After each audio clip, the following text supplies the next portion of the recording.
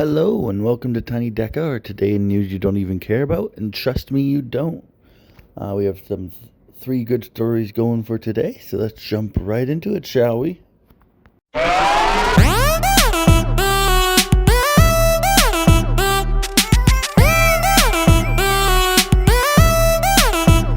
it out! French soldiers have sent an open letter to the government accusing it of cowardice, deceit, and perversion. This is the second letter that has been sent to the first. The first one warned that civil war was coming. The soldiers think the government should focus on more serious issues rather than worry about retired military personnel. The first letter said civil war is brewing in France, and you know it perfectly well, they argued, calling on people to take action to save their homeland, adding that this time is about the survival of our country. And the second said, for example, these are those elderly servicemen whose honor you have trampled in recent weeks. These are thousands of French servants who signed an open letter with common sense, soldiers who gave their best years defending our freedom. You treated them like rebels, although their only fault is that they love their country and mourn its apparent fall. I'm going to be honest, I only discovered this recently and have done my best to research this as best as I can. I will not be voicing my opinion on this one, as I don't have everything I need to form one. I, however, will always link the sources down below if you want to read more and discover more. On to the next. Russia has officially designated the United States and the Czech Republic as unfriendly states. This category is for countries or places or nations that have carried out unfriendly acts against Russia. This means that the embassies have to change staff. As of now, the Czech embassy can only allow a maximum of 19 Russian employees. The U.S. one can't have any at all. Spokesperson Dmitry Peskov says Moscow remains open for dialogue after stressing the fact that these two nations are the only ones on the unfriendly list right now. I'm not the biggest fan of what Russia does or doesn't do at all, but I do think it's important to have relations with other countries, even if we don't agree.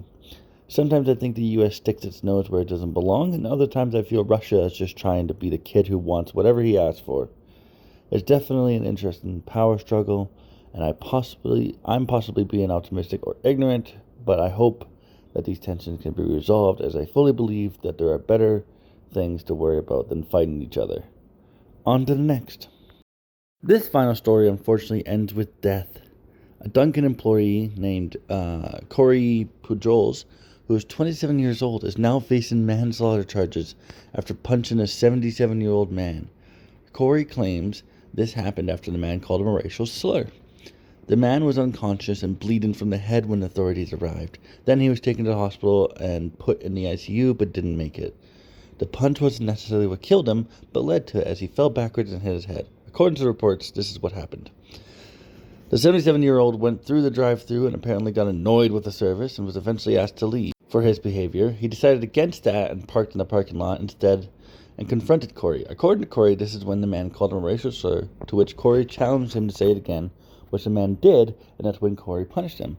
This incident that led to death has also led to a potential big prison sentence, as Corey could face a maximum of 30 years in prison.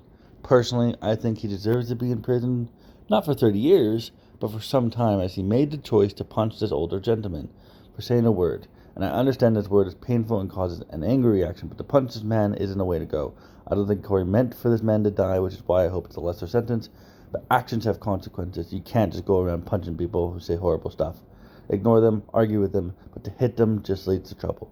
However, I do see why Corey hit this man. It makes sense, and if someone had said horrible to me, I might do the same. But we still have to face what comes next.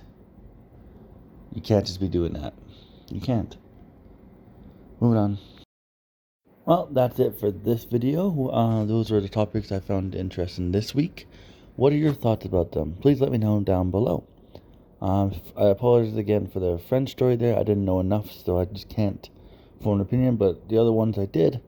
I want to hear what you think down below. Thank you so much for watching. I'll see you all in the next one. Bye.